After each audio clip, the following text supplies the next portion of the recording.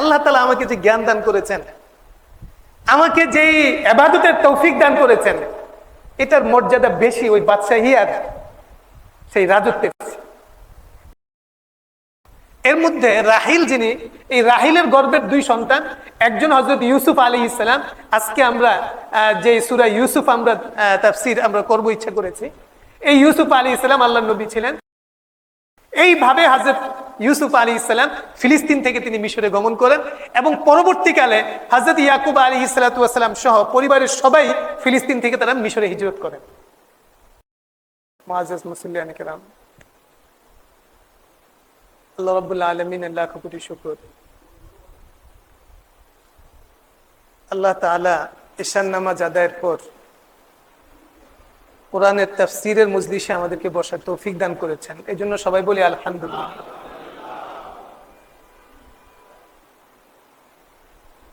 মুআজ্জাজ হাজিরিন, আজকের আলোচনা একটা ছোট্ট ঘটনা দিয়ে শুরু করি। একজন বড় আবেদ, আবেদ মানে ইবাদতকারী, ইবাদত গুজার,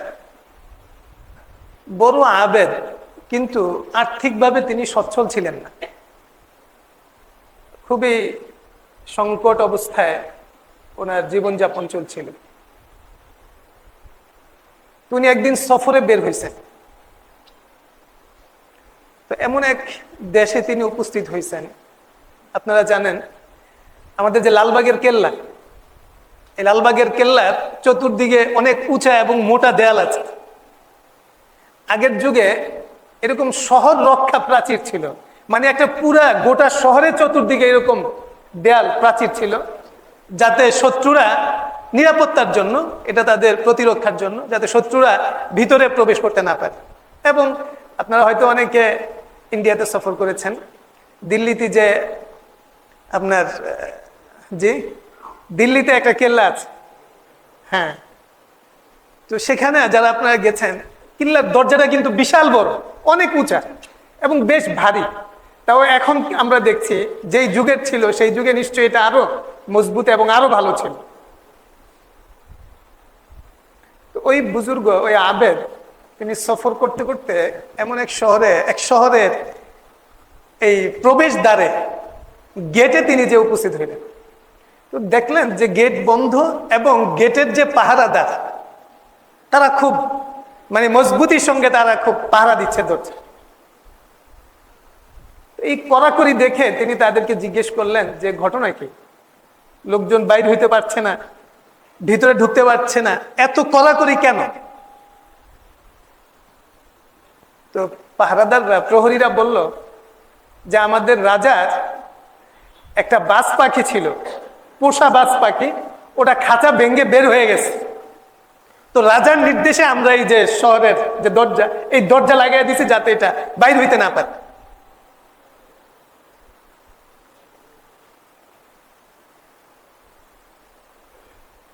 এই কথা শুই না ওই বুজুর্গ, তার ভিতরে একটা প্রশ্ন তৈরি হইল যে কিরকম বোকা লোক, কেমন বোকা রাজা। বাজ পাখি যদি খাঁচা ভাঙ্গে বাইর হয়ে যায়, খাঁচার থেকে বের হয়ে যায়, ওটা কি এই শহরের দরজা দিয়ে বের হওয়ার জন্য দাঁড়িয়ে থাকবো?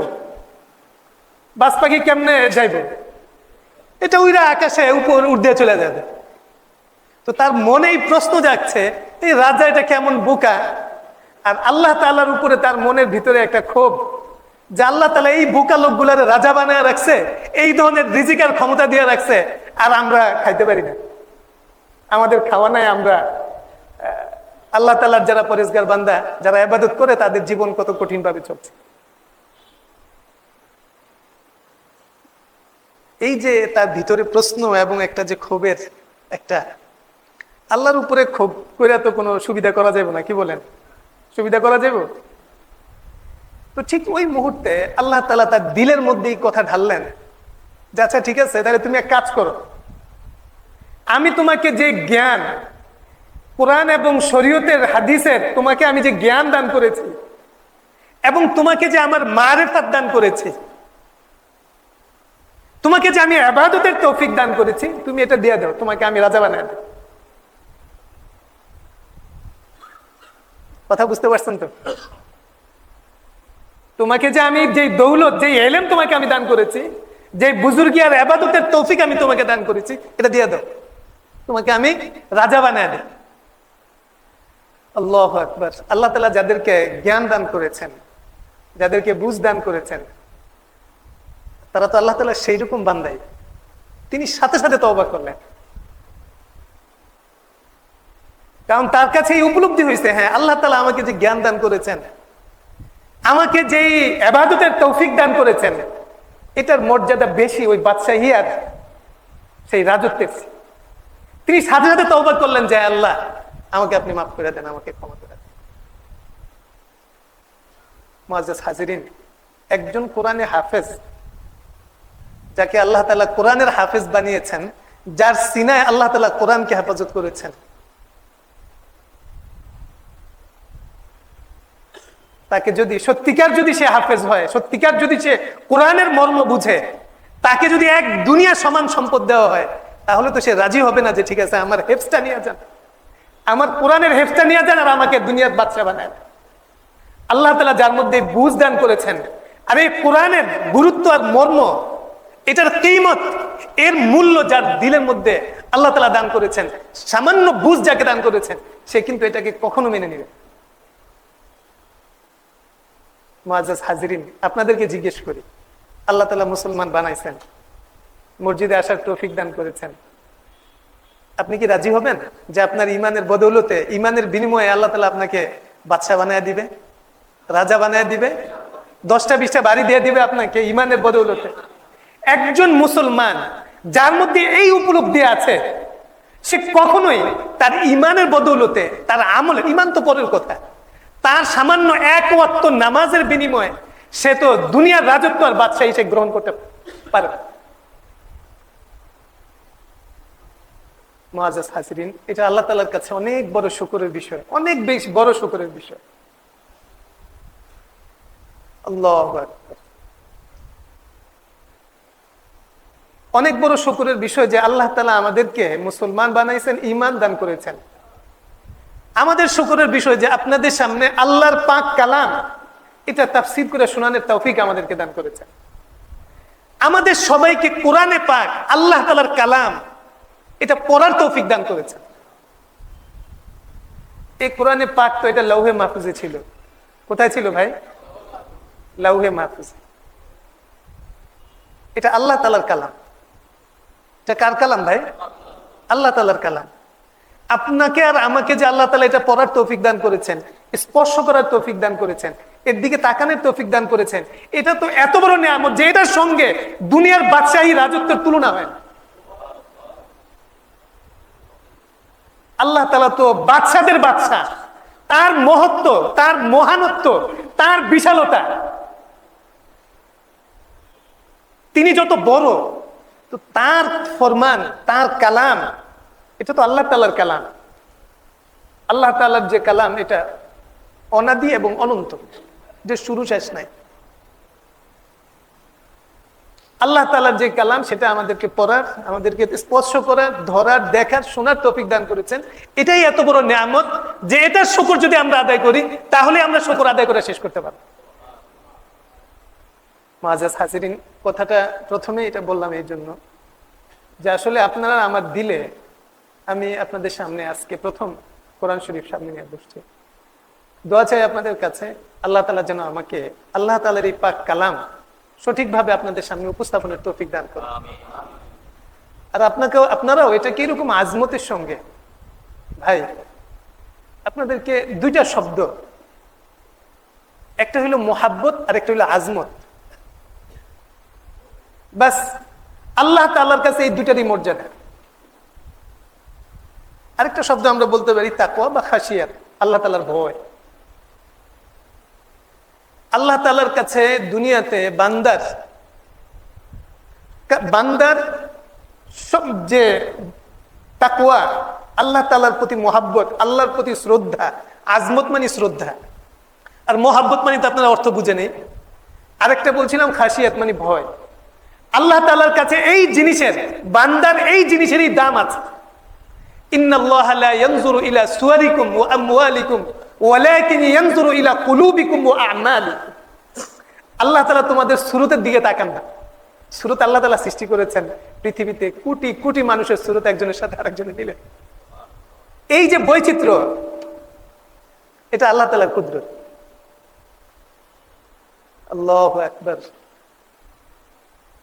পৃথিবীতে আল্লাহ তাআলা মানে কোটি কোটি মানুষ বানাইছেন, প্রত্যেকের চেহারা ভিন্ন, হাতের আঙ্গুলের ছাপ ভিন্ন, চোখের চাহনি ভিন্ন, গলার স্বর ভিন্ন, প্রত্যেকের চিন্তাধারা সমঝ ভিন্ন, বুঝ ভিন্ন। আল্লাহ তাআলা এই যে বৈচিত্র্য দান করেছেন, এটা আল্লাহ তাআলার কুদরত। আর এটাই শরীয়ত, যে এই বৈচিত্র্যের মাঝে আমি বসবাস করি এমন এক পরিবেশে, এমন এক জায়গায়, যে আমার চতুর্দিকে যত মানুষ আছে সবার চিন্তাধারা আমার চেয়ে একটু ভিন্ন, সবাইকে দেখতে আমার চেয়ে একটু ভিন্ন, সবার রাগ, জেদ, আবেগ, বেদনা সবকিছু ভিন্ন। এই বৈচিত্র্যের মাঝে আমি ঐক্য স্থাপন করব। আমি এটা মেনে নিব যে এটাই তো আল্লাহ তাআলার কুদরত। এই যে বৈচিত্র্য আল্লাহ তাআলা সৃষ্টি করেছেন, এক একজন যে এক এক রকম, এক একজনের কথা এক এক রকম, এক একজনের স্বর এক এক রকম, চিন্তা ভাবনা এক এক রকম, ব্যাস এর মধ্যেই আমি নিজেকে ফিট করে নিব, সবার সঙ্গে মিলেমিশে থাকবো। এটাই তো, এর জন্যই শরীয়ত, এর জন্যই হলো ইসলাম। যাই হোক, তো বলছিলাম যে আল্লাহ তাআলা, সূত্রটা ভুলে গেছি। আল্লাহ তাআলার শুকর আদায় করি যে আল্লাহ তাআলা আমাদেরকে এই কোরআন শরীফ পড়ার, এটা তাফসীর শোনার জন্য আমাদেরকে বসার তৌফিক দান করেছেন। তো যেটা বলছিলাম, হ্যাঁ, তিন জিনিস, মুহাব্বত, আজমত আর খাশিয়াত বলছিলাম। মুহাব্বত মানে আল্লাহর মুহাব্বত, ভালোবাসা। মানে আসলে এই কথাগুলো আমার এখন এখানে বসার পরে আসছে, এটা বলার আমার আগের থেকে কোনো প্রিপারেশন ছিল না। মুহাব্বতের অর্থ হইল, ভাই, মুহাব্বত তো বুঝেন আপনারা, আমাদের আহলুল্লাহ যারা, আল্লাহওয়ালা যারা, তাদের দৃষ্টিতে এই শব্দটা হইল সবকিছুর উপরে মুহাব্বত। এটা আমি শুধু একটা সূত্র আপনাদেরকে বলি, তাহলে আপনারা পুরো গোটা বিষয়টা বুঝবেন। রাসূল করিম সাল্লাল্লাহু আলাইহি ওয়াসাল্লাম বলছেন, লা ইউমিনু আহাদুকুম হাত্তা আকুনা আহাব্বা ইলাইহি মিন ওয়ালিদিহি ওয়া ওয়ালাদিহি ওয়ান নাসি আজমাইন। যে দেখো, তোমাদের কেউ পরিপূর্ণ মুমিন হবে না যতক্ষণ না পর্যন্ত আমি হই তার কাছে তার নিজের চেয়ে, তার পিতামাতার চেয়ে এবং সকল মানুষের চেয়ে বেশি প্রিয়। এটা বলছেন না? এই হাদিস আপনারা শুনছেন না? তাইলে আল্লাহর রাসূল দেখেন এখানে মুহাব্বতের কথা বলছেন, এবং নিজের চেয়ে বেশি মুহাব্বতের কথা বলছেন আল্লাহর রাসূল। যদি এই মুহাব্বত না আসে, তাইলে বলছেন যে ঈমান কামেল হইব না, পূর্ণাঙ্গ হবে না। মুহাব্বত এরকম জিনিস, ভাই, মুহাব্বতের জন্য মানুষ জীবন দিয়ে দেয়। এটা আপনারা তো সবাই জানেন না, সবাই বুঝেন যে ভালোবাসা এমন জিনিস যে কারো প্রতি যখন আমাদের ভালোবাসা তৈরি হয়, তো আমরা শুধু অর্থই তার জন্য ব্যয় করি না, নিজের জীবনকে, নিজের পছন্দ, নিজের ইচ্ছা, নিজের সবকিছুই তার জন্য আমরা বিলিয়ে দিই। এই জন্য আহলুল্লাহরা বলেন, আল্লাহওয়ালারা বলেন যে একজন বান্দা যতক্ষণ না পর্যন্ত তার ভিতরে আল্লাহর মুহাব্বত যতক্ষণ পর্যন্ত না আসবো, আল্লাহ এবং আল্লাহর রাসূলের মুহাব্বত যতক্ষণ পর্যন্ত না আসবো, ততক্ষণ পর্যন্ত সে কামেল পেল। কারণ মুহাব্বত যখন আসবো, তো আল্লাহ এবং আল্লাহর রাসূলের সবকিছুই তার কাছে তখন প্রিয় হবে। তার আরাধনা, তার নিদ্রায়, জাগরণে সবসময় তো সেগুলোই স্মরণ হবে, সেগুলো মান্য করার প্রতি তার একটা চরম ধরনের একটা পেরেশানি, অস্থিরতা তার মধ্যে কাজ করে। আল্লাহর প্রতি যদি আমাদের সেই রকম মুহাব্বত হয়, ভাই, তাহলে কোরআনের প্রতি আমাদের মুহাব্বতটা কিরকম হবে? এখন আমরা নিজেরা এগুলা সব একটা একটা করে আমরা মিলিয়ে দিই। এই জন্য আসলে আহলুল্লাহ, আল্লাহওয়ালারা এই কথা বলেন যে আল্লাহ তাআলার প্রতি মুহাব্বত, আল্লাহর রাসূলের প্রতি মুহাব্বত, এটা অর্জন করতে হবে। কেমনে অর্জন করবেন মুহাব্বত? এটা ওই যে আমাদের বিভিন্ন রেডিও চ্যানেল আছে না, এরা কিন্তু এরকম প্রেম আর ভালোবাসা শেখায়। আপনারা জানেন তো এটা, না? সবাই না জানলে অনেকে জানেন। আমাদের বিভিন্ন রেডিওতে এই ধরনের প্রোগ্রাম আছে, যে প্রোগ্রামে প্রেম কিভাবে করতে হবে এগুলো তারা শেখায়। যে প্রেমগুলো অবৈধ তারা শেখায় এগুলো। তো আল্লাহর মুহাব্বত আর আল্লাহর রাসূলের মুহাব্বত, এটাও শেখার জিনিস। যাদের মধ্যে আল্লাহ এবং আল্লাহ রাসূলের মুহাব্বত আছে, আহলুল্লাহ যারা, আল্লাহওয়ালা যারা, তাদের সঙ্গে উঠা বসা করলে তাদের কাছ থেকে আল্লাহর এই মুহাব্বত শেখা যায়। তো প্রথমে বলছিলাম ভাই মোহাব্বত, 2 নম্বর শব্দ বলছিলাম আজমত। আজমত মানে ভক্তি শ্রদ্ধা। ইসলামের মধ্যে ইসলামের একটা গুরুত্বপূর্ণ জিনিস হইল আজমত, ভক্তি শ্রদ্ধা। কাকে ভক্তি করব আমরা? আল্লাহকে ভক্তি করব, শ্রদ্ধা করব, সম্মান করব। আল্লাহর রাসূলকে করব, সাহাবায়ে কেরামকে করব, কোরআনকে করব, আল্লাহ রাসূলের হাদিসকে করব। আমরা যেই মাধ্যমগুলোতে ঈমান পেয়েছি এবং আমাদের শরীয়ত আমরা লাভ করেছি যেই মাধ্যমে আমরা জান্নাত লাভ করব, এই মাধ্যমগুলোকে আমরা যদি মহব্বত করি, ভক্তি করি, শ্রদ্ধা করি, তাহলে আমাদের মধ্যে কিন্তু আরো বেশি আল্লাহ তাআলার আনুগত্য, ইবাদতের মধ্যে আমরা সাধারণ মজা। আরেকটা বলছিলাম খাশিয়াত, আল্লাহ তাআলার ভয়। এটা তো খুব গুরুত্বপূর্ণ জিনিস। আল্লাহ তাআলার ভয় যার দিলে থাকে, তো সে তো, আমরা অনেক সময় মহব্বতের স্তর হইল সবার উপরে। সন্তান পিতামাতার মহব্বতে পিতামাতার হুকুম মানে, অথবা ভয়ে করে, শিক্ষকের মহব্বতে করে, শিক্ষকের প্রতি তার শ্রদ্ধার কারণে করে, শিক্ষকের বেতের ভয়ে করে। হয় রাষ্ট্রের প্রতি তার দায়িত্ববোধ আছে একজন নাগরিক হিসাবে, সেই জন্য রাষ্ট্রের আইন পালন করে, অথবা করে পুলিশের ভয়ে। তো যাই হোক, মহাব্বত, আজমত আর খাসিয়ত, এই তিনটাই একজন মুমিনের জরুরি প্রয়োজনীয় সিফাত। আল্লাহ তাআলা আমাদেরকে দান করে। মুআজ্জাজ হাজিরিন, আমি যে সূরাটা আপনাদের সামনে তেলাওয়াত করেছি, এই সূরার নাম সূরা ইউসুফ। সূরা ইউসুফ এটা 12 পারায় হেফজ কোরআন শরীফের 14 নম্বর পৃষ্ঠা থেকে এটা শুরু হয়েছে। কোরআনুল কারীমের যত সূরা আছে এর মধ্যে অত্যন্ত একটা মজাদার সূরা, মানে এর মধ্যে দারুণ জিনিস আছে এর মধ্যে। মুআজ্জাজ হাজিরিন, সূরা ইউসুফ এটা হযরত ইউসুফ আলাইহিস সালাতু ওয়াস সালামের নামে এই সূরার নামকরণ করা হয়েছে। এই সূরাতে হযরত ইউসুফ আলাইহিস সালামের নাম 25 বার, ইউসুফ শব্দটা এই সূরাতে 25 বার ব্যবহৃত হয়েছে, উল্লেখিত হয়েছে। হযরত ইউসুফ আলাইহিস সালাতু ওয়াস সালামের নাম কোরআন শরীফে 27 বার উল্লেখিত হয়েছে। 27 বারের মধ্যে একবার আছে সূরা আনআম। সূরা আনআমের 84 নম্বর আয়াত, 84 নম্বর আয়াতে সূরা আনআমের। আর আরেক সূরা মুমিন, এটা 24 পারায়, ওই সূরাতে 34 নম্বর আয়াতে হযরত ইউসুফ আলাইহিস সালাতু ওয়াস সালামের নাম এসেছে। আর এই সূরাতে 25 বার হযরত ইউসুফ আলাইহিস সালাতু ওয়াস সালামের উল্লেখ আছে। মুআজ্জাজ হাজিরিন, আপনারা জানেন কোরআনুল কারীমে আল্লাহ রাব্বুল আলামিন 25 জন নবীদের ঘটনা, 25 জন নবীদের আলোচনা করেছে। কোরআনে 25 জন নবীদের কথা আছে। এর মধ্যে অনেক নবীর নামে আলাদা সূরা আছে, বা সূরার নামকরণ করা হয়েছে নবীদের নামে। হযরত ইউনূস আলাইহিস সালাম, আপনারা জানেন ওনাকে, লা ইলাহা ইল্লা আনতা সুবহানাকা ইন্নী কুনতু মিনাজ জালিমিন, এই দোয়াটা তিনি পড়েছিলেন মাছের পেটে। এই ঘটনা আপনারা জানেন। হযরত ইউনূস আলাইহিস সালাতু ওয়াস সালামের নামে নবীদের নাম দিয়ে যে সূরাগুলো শুরু হয়েছে, এর মধ্যে হযরত ইউনূস আলাইহিস সালাতু ওয়াস সালামের প্রথম, ওনার নামের সূরা, এটা 11 পারা। 11 পারার একবারে শেষ পৃষ্ঠায় একটা সূরা শুরু হয়েছে, ওই সূরার নাম সূরা হুদ। হযরত হুদ আলাইহিস সালাম, ইনি একজন আল্লাহর নবী ছিলেন, হযরত ইব্রাহিম আলাইহিস সালাতু ওয়াস সালামের আগে। আমি একটু পরে আরেকটু বিশ্লেষণ করব।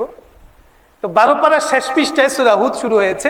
যদিও সূরার নাম সূরা হুদ, তবে এই সূরাতে হযরত নূহ আলাইহিস সালাতু ওয়াস সালামের আলোচনা দিয়ে সূরার, মানে নবীদের আলোচনা এই সূরায় যেখান থেকে শুরু হয়েছে, হযরত নূহ আলাইহিস সালাতু ওয়াস সালামের আলোচনা প্রথমে এসেছে। এবং হযরত নূহ আলাইহিস সালাতু ওয়াস সালাম হুদ আলাইহিস সালাতু ওয়াস সালামের আগেই তিনি পৃথিবীতে এসেছিলেন।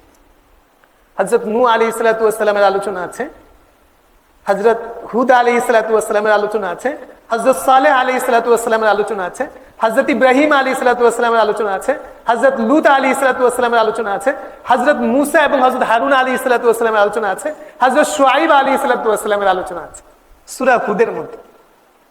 সূরা হুদ এটা শেষ হয়েছে এই 12 পারার 14 নম্বর পৃষ্ঠায় এসে। এরপরে সূরা ইউসুফ। সূরা ইউসুফের পরে এরপরে 13 পারায় হযরত ইব্রাহিম আলাইহিস সালাতু ওয়াস সালামের নামে একটা সূরা আছে। আমাদের প্যারা নবী জনাবে মুহাম্মদুর রাসূলুল্লাহ সাল্লাল্লাহু আলাইহি ওয়াসাল্লামের নামেও একটা সূরা আছে, সেটা 26 পারায়, সূরাতু মুহাম্মদ। তো যাই হোক, আমি আপনাদের সামনে, আমি জানি আপনাদের এই মসজিদে আপনাদের ইমাম সাহেব, সম্মানিত ইমাম সাহেব তাফসীর করেন, আরেকজন খতিব সাহেব আছেন, তিনিও তাফসীর করেন। তো ওনারা দুইজন অন্য জায়গা থেকে করেন। তো আমি সূরা ইউসুফ থেকে আপনাদের সামনে তাফসীর পেশ করার ইচ্ছা করেছি, সেই জন্য সূরা ইউসুফ তেলাওয়াত করেছি। হযরত ইউসুফ আলাইহিস সালাতু ওয়াস সালাম সম্পর্কে সংক্ষেপে একটু বলি। পৃথিবীতে আল্লাহ তাআলা হযরত আদম আলাইহিস সালাতু ওয়াস সালামকে সর্বপ্রথম পাঠিয়েছেন, আপনারা জানেন। তিনি পৃথিবীতে কোথায় এসেছিলেন, প্রথম অবতরণ কোথায় করেছিলেন, এ নিয়ে দুইটা মত আছে। একটা মত হলো তিনি শ্রীলঙ্কা অবতরণ করেছেন, শ্রীলঙ্কা। এবং সেখানে শ্রীলঙ্কার জায়গাটার নাম আমার এখন মনে নেই, আমি তো আসলে প্রস্তুতি নেওয়ার সময় পাই নাই, খুব অল্প সময়ে নোটিশে এখানে উপস্থিত হয়েছে। তো শ্রীলঙ্কায় যেখানে হযরত একটা জায়গা আছে, সেখানে একটা বড় পায়ের চিহ্ন আছে জমিনে, মাটি। তো এটা কথিত আছে, বলা হয়ে থাকে যে হযরত আদম আলাইহিস সালাতু ওয়াস সালাম আসমান থেকে যখন জমিন অবতরণ করেন, তখন ওই জায়গায় প্রথম অবতরণ করেছেন, শ্রীলঙ্কা। আর হযরত হাওয়া আলাইহিস সালাম, ওনাকে আল্লাহ তাআলা অবতরণ করিয়েছিলেন বা প্রেরণ করেছিলেন হেজাজ। হেজাজ মানে সৌদি আরব। হযরত আদম আলাইহিস সালাতু ওয়াস সালাম হযরত হাওয়া আলাইহিস সালাতু ওয়াস সালামকে খুঁজতে খুঁজতে আরাফাতের ময়দানে তাদের সাক্ষাৎ হয়, এ ধরনের একটা রিওয়ায়াত আছে। যাই হোক, হযরত আদম আলাইহিস সালাতু ওয়াস সালামের পরে নবীদের মধ্যে কোরআনুল কারীমে আছে হযরত ইদ্রিস আলাইহিস সালাতু ওয়াস সালামের কথা। হযরত ইদ্রিস আলাইহিস সালাতু ওয়াস সালাম তিনি মিশরে, মূলত তিনি ইরাকেই জন্মগ্রহণ করেছেন। ইরাক থেকে তিনি মিশরে হিজরত করেছিলেন। আপনারা জানেন অনেকেই, যারা ইসলামের ইতিহাস সম্পর্কে আপনারা অবগত আছেন, কোরআনুল কারীমে যে 25 জন নবীদের কথা আছে, এই 25 জন নবীদেরই তাদের বসবাস ছিল, আল্লাহ তাআলা যেখানে তাদেরকে প্রেরণ করেছেন, এই বসবাসটা ছিল মধ্যপ্রাচ্য এলাকায়, বিলাদুল রাফেদাইন, মেসোপটেমিয়া, মা বাইনান নাহরাইন, ফোরাত এবং দজলা নদীর যে মধ্যাঞ্চল, ফোরাত এবং দজলা নদী, এই দুই নদীর যে মাঝখানের যে এলাকাটা, এই এলাকাটাকে বলে মেসোপটেমিয়া। আপনারা যারা মানচিত্র সম্পর্কে মোটামুটি ধারণা রাখেন, আপনারা জানেন লোহিত সাগরের পূর্ব পারে হইল সৌদি আরব, আর পশ্চিম পারে হইল আফ্রিকা। এখানে মিশর, সুদান, জিবুতি, ইথিওপিয়া, ইরিত্রিয়া, এই সমস্ত দেশগুলো আছে। লোহিত সাগরটা কিন্তু আপনার এটা আরব সাগরের সাথে এটা বাবুল মানদেব বলে, বা মানদেব প্রণালীর মাধ্যমে আরব সাগরের সঙ্গে এটা যুক্ত হয়েছে। আর এটা ওই দিকে উত্তর দিকে এটা দুইটা উপসাগর আছে, একটা আকাবা উপসাগর আর একটা হলো সুয়েজ উপসাগর। এই সুয়েজ উপসাগরটাই মিশরের পাশে, এবং এই উপসাগর থেকেই খাল খনন করা হয়, সেই খালটা ভূমধ্য সাগরের সঙ্গে এটা যুক্ত হয়। ভূমধ্য সাগরকে আর লোহিত সাগরকে বা আকাবা উপসাগরকে এই সুয়েজ খাল এটা যুক্ত করেছে। তো আপনার লোহিত সাগরের পূর্ব পারে হইল একেবারে আরব সাগরের উত্তরে, যেটা যেখান থেকে শুরু হয়েছে আরব সাগরের পরে, প্রথম হইল ইয়ামেন। ইয়ামেনের পূর্ব পারে আছে ওমান। ইয়ামেনের পরে দক্ষিণে হইল সৌদি আরব। দক্ষিণে তো না, উত্তরে। ইয়ামেনের উত্তরে সৌদি আরব, সৌদি আরবের আরো উত্তরে হইল জর্ডান, জর্ডানের আরো উত্তরে, বা এটা উত্তর পূর্ব বলা যায়, এটা হলো সিরিয়া, এখানে ফিলিস্তিন এবং ইসরায়েল। আর সৌদি আরব থেকে পূর্ব পারে আছে ইরাক, আর ওমানের সঙ্গে এখানে লাগানো আছে কুয়েত, আপনার আরব আমিরাত, বাহরাইন, কয়েকটা আরব রাষ্ট্র, ছোট ছোট রাষ্ট্র। আর এরপরে আছে পারস্য উপসাগর। পারস্য উপসাগরের ওই পারে হইল ইরান। তো আপনার এই যে মধ্যপ্রাচ্য, ইরাক থেকে শুরু করে ইরাক এবং সৌদি আরব, ইয়ামেন, ওমান, জর্দান, সিরিয়া, ফিলিস্তিন। ইসরায়েলের অস্তিত্ব কিন্তু এখন পর্যন্ত ওআইসির এটা স্বীকার করে না। আমরা মুসলমান, বাংলাদেশও ইসরায়েলকে কিন্তু এখনো স্বীকৃতি দেয়নি। সেই হিসাবে আমরা ফিলিস্তিনের কথা বলি, যে ফিলিস্তিনের যে অঞ্চলটা, মূলত কোরআনুল কারীমে যে 25 জন নবীর কথা আছে, এই সবারই এই জায়গাটাতে, এই মধ্যপ্রাচ্যের এই এলাকাটাতে তাদের আগমন, এবং এখানেই তারা তাদের দাওয়াত, তারা তাদের ধর্ম প্রচার করেছেন, ইসলাম প্রচার করেছেন। হযরত আদম আলাইহিস সালাতু ওয়াস সালামের পরে বললাম হযরত ইদ্রিস আলাইহিস সালাতু ওয়াস সালাম। হযরত ইদ্রিস আলাইহিস সালাতু ওয়াস সালামের পরে আছে হযরত নূহ আলাইহিস সালাম। হযরত নূহ আলাইহিস সালাম সম্পর্কে আপনারা অল্প বিস্তর জানেন। তিনি মূলত ইরাকের যে কুফা নগরী, এই জায়গায় ছিল ওনার গোত্রের বসবাস। হযরত নূহ আলাইহিস সালাতু ওয়াস সালামের পরে হযরত হুদ আলাইহিস সালাম। হযরত হুদ আলাইহিস সালাতু ওয়াস সালামের বসবাসটা ছিল ইয়ামেনের হাজারামাউত, একটা প্রদেশ আছে ইয়ামেন, সৌদি আরবের দক্ষিণে। ইয়ামেনের হাজারামাউতে হযরত হুদ আলাইহিস সালাতু ওয়াস সালামের যে গোত্র ছিল, তার জাতি, তাদের বসবাস ছিল। তিনি এখানে প্রেরিত হয়েছিলেন। হযরত হুদ আলাইহিস সালাতু ওয়াস সালামের জাতি ওই সকল জাতির অন্তর্ভুক্ত আল্লাহ তাআলা যাদের অস্তিত্বকে পৃথিবী থেকে সম্পূর্ণরূপে বিলীন করে দিয়েছিলেন, ধ্বংস করে দিয়েছিলেন, যাদেরকে যে জাতিগোষ্ঠীগুলোকে ধ্বংস করেছেন এদের মধ্যে হযরত হুদ আলাইহিস সালাতু ওয়াস সালামের জাতিও আছে। হযরত হুদ আলাইহিস সালাতু ওয়াস সালামের পরে আছে হযরত সালেহ আলাইহিস সালাম। হযরত সালেহ আলাইহিস সালাম ওনার আগমনটা ছিল সৌদি আরবের মধ্যেই। সৌদি আরবের মধ্যেই আপনার মুগাইরু শুআইব একটা এলাকা আছে, ওই হিজরে একটা এলাকা আছে সৌদি আরবের, ওই এলাকায় তিনি এসেছিলেন। হযরত সালেহ আলাইহিস সালাতু ওয়াস সালামের পরে হযরত ইব্রাহিম আলাইহিস সালাম। হযরত ইব্রাহিম আলাইহিস সালাতু ওয়াস সালামের ভাতিজা ছিলেন হযরত লূত আলাইহিস সালাম। হযরত ইব্রাহিম আলাইহিস সালাতু ওয়াস সালাম জন্মগ্রহণ করেছিলেন ইরাকের উর নামক একটা এলাকায়। এখন বর্তমানে পারস্য উপসাগর যেই জায়গায় ছিল, হযরত ইব্রাহিম আলাইহিস সালাতু ওয়াস সালামের যুগে পারস্য উপসাগর আরো প্রায় 200 কিলোমিটার ভিতরে ছিল, সেটা সরে এসেছে। তো যাই হোক, হযরত ইব্রাহিম আলাইহিস সালাতু ওয়াস সালাম ইরাকের উর নামক শহরে তিনি জন্মগ্রহণ করেন। আর হযরত ইব্রাহিম আলাইহিস সালাতু ওয়াস সালামকে যে অগ্নিকুণ্ডে নিক্ষেপ করা হয়েছিল সেটা ছিল ইরাকের কুসা নামক একটা এলাকায়। অগ্নিকুণ্ডে নিক্ষেপের ওই ঘটনার পরে ওনার বাবা যখন ওনাকে বললেন যে তুমি চলে যাও আমাদের এলাকা ছেড়ে, তো হযরত ইব্রাহিম আলাইহিস সালাতু ওয়াস সালাম হযরত লূত আলাইহিস সালাতু ওয়াস সালামকে সঙ্গে নিয়ে এবং স্ত্রী সারাকে সঙ্গে নিয়ে ইরাকের উর থেকে তিনি প্রথমে হিজরত করেন বর্তমানে তুরস্কের অধীন, তুরস্কের মধ্যে পড়েছে হারান বা হাররান নামক জায়গায়। হাররান থেকে তিনি সেখান থেকে আবার হিজরত করেন পরবর্তীতে ফিলিস্তিন। হযরত ইব্রাহিম আলাইহিস সালাতু ওয়াস সালামের অনেক আগে বাইবেলের বর্ণনা অনুসারে হযরত ইব্রাহিম আলাইহিস সালাতু ওয়াস সালাম হযরত ঈসা আলাইহিস সালাতু ওয়াস সালামের জন্মের 1800 বছর পূর্বে ফিলিস্তিন গমন করেছিলেন। 1800 বছর পূর্বে হযরত ঈসা আলাইহিস সালাতু ওয়াস সালামের 3000 বছর পূর্ব থেকে ওই ফিলিস্তিন অঞ্চলে কানাআন জাতির বসবাস ছিল। আপনারা হযরত ইব্রাহিম আলাইহিস সালাতু ওয়াস সালাম, হযরত ইয়াকুব আলাইহিস সালাম, এদের আলোচনায় একটা শব্দ আপনারা হয়তো শুনেছেন বা পড়েছেন, কেনান। বাইবেল এটাকে কোন বাংলা বাইবেলে কনান লেখে, কনান, কোনটাতে লেখে কেনান। আপনারা এটা কেনান শুনছেন, আরবি শব্দটা হলো কানাআন। এটা মূলত ওই ফিলিস্তিনের এলাকায় যেই কানান জাতি বা কানাআন জাতি বসবাস করত তাদের নামে ওই অঞ্চলকে কানাআন বলা হইত। পরবর্তীতে ফিলিস্তিনি জাতি তারা এই কানাআন জাতির উপরে তারা আক্রমণ করে এবং ওই এলাকায় তারা বসতি স্থাপন করে, দখল করে, তখন থেকে ওই এলাকার নাম হয় ফিলিস্তিন। হযরত ইব্রাহিম আলাইহিস সালাতু ওয়াস সালাম খ্রিস্টপূর্ব 1800 বছর আগে তিনি এই ফিলিস্তিনে হিজরত করেন। কিছুদিন ফিলিস্তিন তিনি ছিলেন, তারপরে ফিলিস্তিন থেকে তিনি মিশর গমন করেন, আবার মিশর থেকে তিনি আবার ফিলিস্তিনে আসেন। ফিলিস্তিনের আল খলিল নামে, যেটাকে বর্তমানে হেব্রন শহর বলা হয়, আপনারা পত্রপত্রিকায় দেখেছেন হেব্রন, এটার আরবি নাম হলো আল খলিল। এই শহরে তিনি এসে বসতি স্থাপন করেন। পরবর্তীতে এখান থেকে সরে যে হযরত ইসহাক আলাইহিস সালাতু ওয়াস সালাম ওনার ছেলেরা বসতি স্থাপন করেন বীর সেবা নামক জায়গায়। এটাতে বাইবেলে বীর সেবা লেখে, বীর সেবা। আমাদের বাংলা যে বাইবেলে আরবি শব্দটা হলো বীরুন, বীর আস-সাবউ, আস-সাবউ মানে 7 আর বীরুন মানে কূপ। ওই জায়গায় 7টা কূপ ছিল পাশাপাশি, ওই জন্য ওই জায়গার নাম ছিল বীর আস-সাবউ। বীরুন মানে কূপ আর সাবউন মানে 7। এখন বর্তমানে আমাদের বাংলাতে এটাকে লেখে বীর সেবা। এখানে ইসরায়েলের একটা সামরিক ঘাঁটি আছে বর্তমানে। যাই হোক, হযরত ইব্রাহিম আলাইহিস সালাতু ওয়াস সালাম ওনার গর্ভে 2 জন সন্তান জন্মগ্রহণ করেছিলেন। বড় ছেলে হযরত ইসমাঈল আলাইহিস সালাতু ওয়াস সালাম।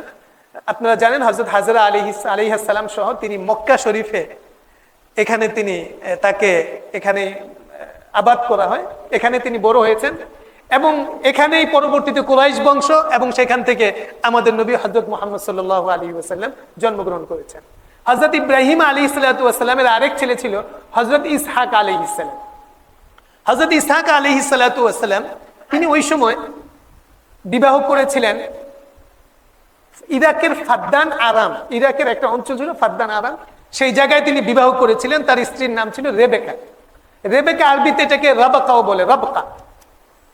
হযরত ইসহাক আলাইহিস সালাতু ওয়াস সালামের ছেলে ছিল 2 জন। আমরা অবশ্য কোরআনুল কারীমে আমরা হযরত ইসহাক আলাইহিস সালাতু ওয়াস সালামের ছেলে হিসাবে হযরত ইয়াকুব আলাইহিস সালাতু ওয়াস সালামকে আমরা শুধু জানি। বাকি বাইবেলের বর্ণনায় এবং ইতিহাসে এটা পাওয়া যায় যে হযরত ইসহাক আলাইহিস সালাতু ওয়াস সালামের 2 জন ছেলে ছিল। একজন ছিল তার নাম ইউসুফ আইন ইয়াসিনিয়া হযরত ঈসা আলাইহিস সালাতু ওয়াস সালামের নামের সঙ্গে কাছাকাছি ইউসুফ। আর আরেকজন হযরত ইয়াকুব আলাইহিস সালাম। হযরত ইয়াকুব আলাইহিস সালাতু ওয়াস সালাম তিনি তার মামার মেয়েকে, মামাতো বোনকে বিবাহ করেছিলেন। তার মামার নাম ছিল লাবান। ইরাকের ফাদ্দান আরামে মামা বসবাস করতেন।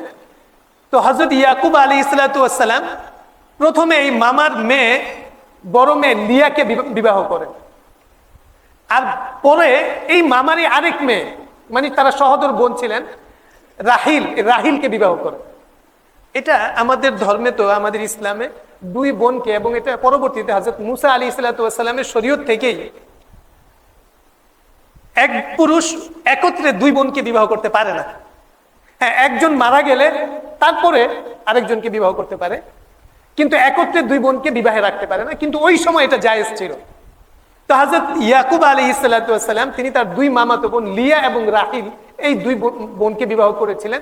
হযরত লিয়ার গর্ভে হযরত ইয়াকুব আলাইহিস সালামের 6 জন সন্তান জন্মগ্রহণ করেছিল, আর রাহিলের গর্ভে জন্মগ্রহণ করেছিল 2 জন। লিয়ার একজন দাসী ছিল বিলহা, তার গর্ভে হযরত ইয়াকুব আলাইহিস সালাতু ওয়াস সালামের 2 সন্তান জন্মগ্রহণ করেছিল, 2 ছেলে। আর রাহিলের একজন দাসী ছিল, তার গর্ভে হযরত ইয়াকুব আলাইহিস সালাতু ওয়াস সালামের 2 ছেলে জন্মগ্রহণ করেছিল। তো মোট 12 সন্তান ছিল। এর মধ্যে রাহিল, যিনি, এই রাহিলের গর্ভের 2 সন্তান, একজন হযরত ইউসুফ আলাইহিস সালাম। আজকে আমরা যে সূরা ইউসুফ আমরা তাফসীর আমরা করব ইচ্ছা করেছি, এই ইউসুফ আলাইহিস সালাম আল্লাহর নবী ছিলেন। হযরত ইউসুফ আলাইহিস সালাম এবং তার ভাই ছিল বিনিয়ামিন।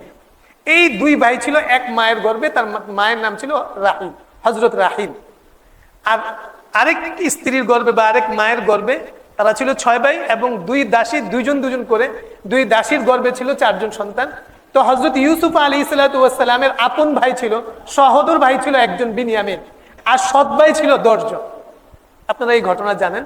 হযরত ইউসুফ আলাইহিস সালাতু ওয়াস সালামের আরো 10 ভাই ছিল, তারা মোট 12 ভাই ছিলেন। তো হযরত ইউসুফ আলাইহিস সালাতু ওয়াস সালামের কোরআনুল কারীমের এই যে সূরা, এই সূরার একটা শানে নুজুল আছে। কেন এই সূরাটা অবতীর্ণ হয়েছিল আল্লাহর রাসূলের উপরে, অবতীর্ণের একটা প্রেক্ষাপট হাদিসের মধ্যে আছে।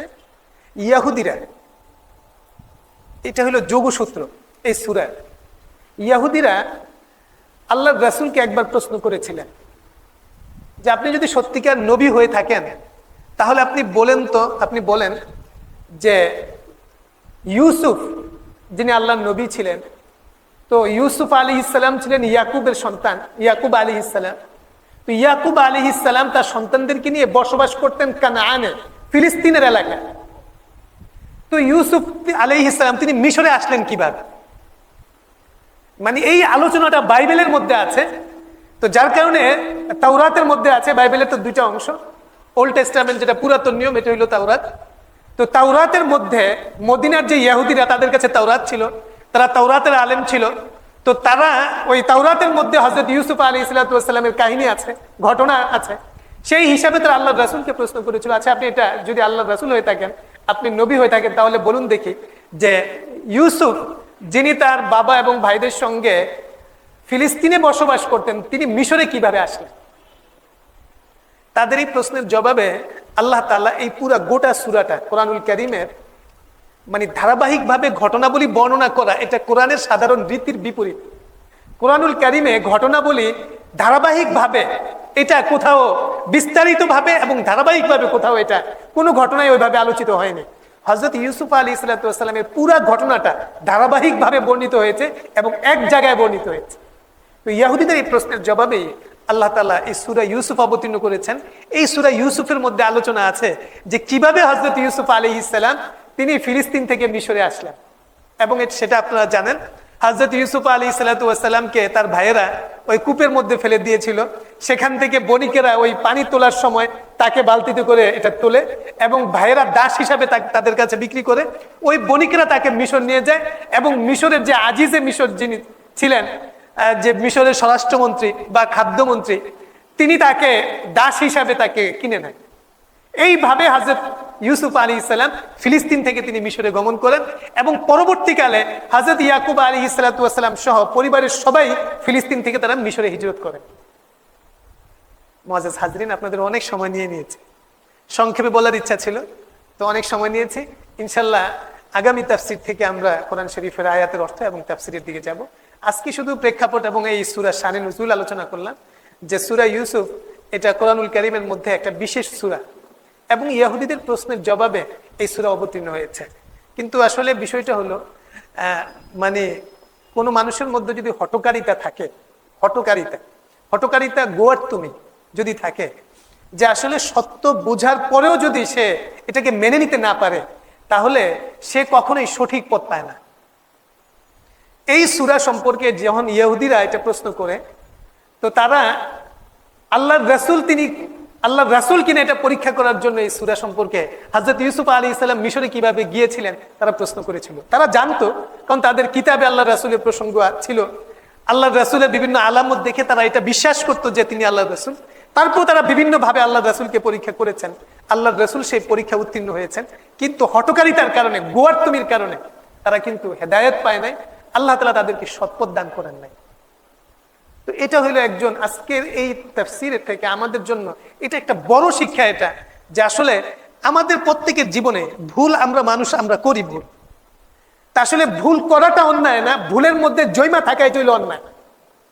মানুষ মাত্রই, হাদিসের মধ্যে আছে আল্লাহ তাআলা বলছেন, হাদিসে কুদসি আছে, আল্লাহ রাসূল বলছেন রুফি আন উম্মতি আল খাতা ওয়ান নিসিয়ান, আমার উম্মত থেকে আল্লাহ তাআলা ভুল ত্রুটি এগুলো মাফ করে দিয়েছেন।